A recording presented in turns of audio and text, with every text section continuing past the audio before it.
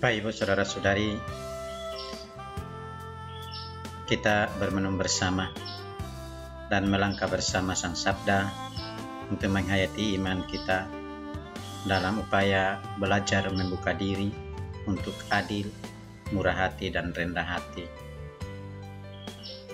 Karena itu, sembari kita merenungkan Sabda Allah, mari kita juga berdoa bagi saudara-saudari kita yang terinfeksi virus corona dan telah meninggal, juga Bapak Ibu Saudara-saudari yang meninggal karena penyakit lainnya. Semoga berkat doa-doa kita mereka mengalami kebahagiaan kekal. Bagi yang sedang terinfeksi positif, semoga mereka pulih lagi. Teristimewa Monsinyur Cornelius Sipayung, Uskup Agung Keuskupan Medan, dan beberapa imam Kuria Keuskupan Agung Medan yang terinfeksi, semoga mereka pulih lagi. Kita membaca dari Sabda Allah yang menjadi suluh dan terang bagi jalan dan langkah kita bersamanya. Bacaan diambil dari Injil Matius pasal 12 ayat 38 sampai dengan ayat 42. Sekali peristiwa, beberapa ahli Taurat dan orang Farisi berkata kepada Yesus, "Guru, kami ingin melihat suatu tanda daripadamu." Jawab Yesus kepada mereka, "Angkatan yang jahat dan tidak setia ini menuntut suatu tanda. Tetapi kepada mereka tidak akan diberikan tanda selain tanda Nabi Yunus. Sebab seperti Yunus tinggal di dalam perut ikan 3 hari 3 malam, demikian pula Anak Manusia akan tinggal di dalam rahim bumi 3 hari 3 malam. Pada waktu penghakiman, orang-orang Niniwe akan bangkit bersama angkatan ini dan menghukumnya juga. Sebab orang-orang Niniwe bertobat setelah mendengar pemberitaan Yunus, dan sungguh yang ada di sini lebih daripada Yunus. Pada waktu penghakiman, Ratu dari Selatan akan bangkit bersama angkatan ini, dan ia akan menghukumnya juga. Sebab Ratu itu datang dari ujung bumi untuk mendengar hikmat Salomo, dan sungguh yang ada di sini lebih daripada Salomo." Demikianlah Injil Tuhan. Terpujilah Kristus.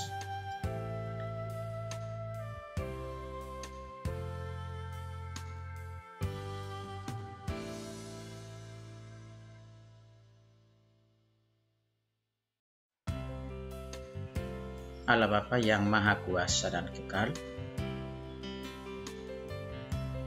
syukur dan pujian kami haturkan kehadirat-Mu atas kurnia cinta dan rahmat kehidupan yang terberi pagi ini.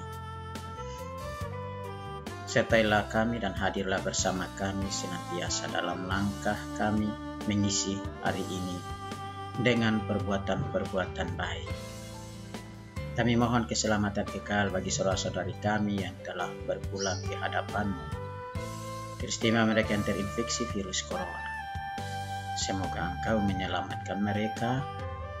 Bagi saudara-saudari kami yang terinfeksi, teristimewa Monsinyur Cornelius Sipayung, Uskup Keuskupan Agung Medan Kupang, Keuskupan Agung Medan, semoga pulih lagi bersama para pastor dari Kuria Keuskupan Agung Medan.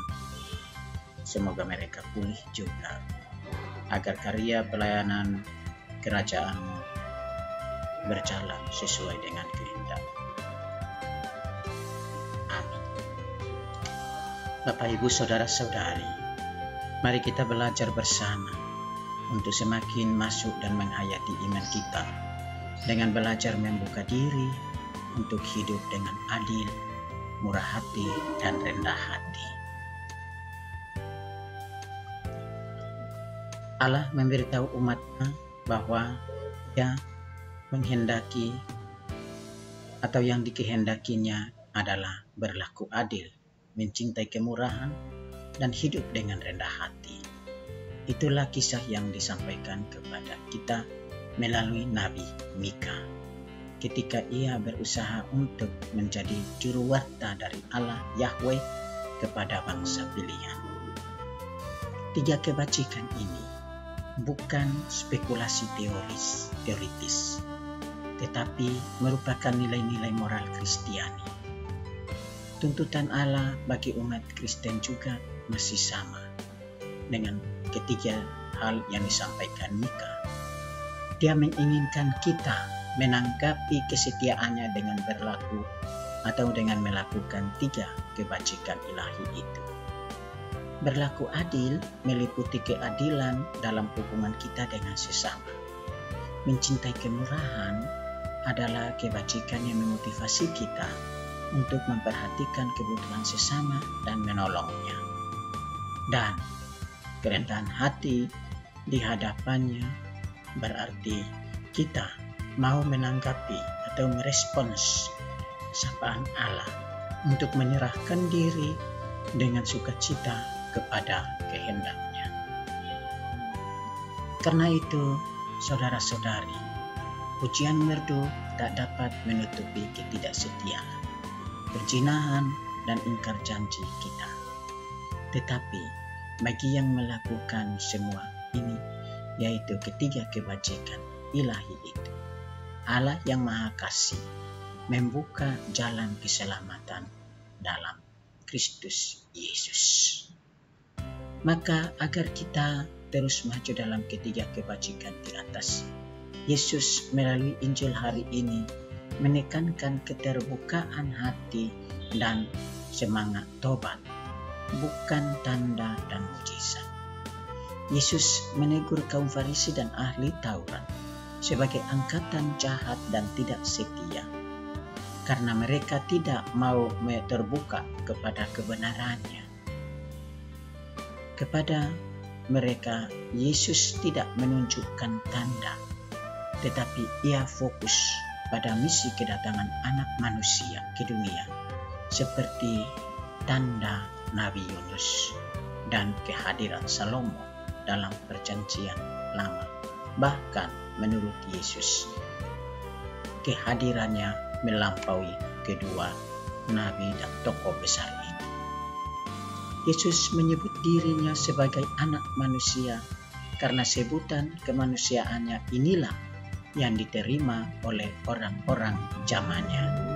Meski Yesus jauh melebihi Nabi Yunus, orang-orang Niniwe bertobat karena pemberitaan Yunus, tetapi orang-orang yang mendengar dan percaya serta bertobat akan selamat. Penginjil Matius mau menegaskan bahwa Yesus sungguh anak Allah dan berkuasa daripada Yunus dan lebih bijaksana daripada Salomo. Maka mestinya sikap para pendengarnya maupun mereka yang menaruh iman kepercayaan kepadanya berusaha untuk menemukan kekuatan hidup yang mengalir dari sang kebijaksanaan ilahi. Bagaimana kita pendengarnya zaman ini? Tanpa apapun, tidak dibutuhkan tanda apapun, tidak dibutuhkan bagi orang yang mengeraskan hati kepada kebenaran Allah. Maka hanya hati yang terbuka dan bertobat yang mau atau yang akan melihat bahwa semua perbuatan Yesus merupakan bukti bahwa Dialah Mesias sejati. Sudahkah kita membuka hati kita dan senantiasa mengedepankan semangat tobat pembaharuan diri terus-menerus terhadap sapaan Tuhan dan mau melakukan kehendak-Nya dengan semangat keadilan, keterbukaan, dan kerendahan hati serta kemurahan hati? Kita renungkan, Allah menolong kita. Amin.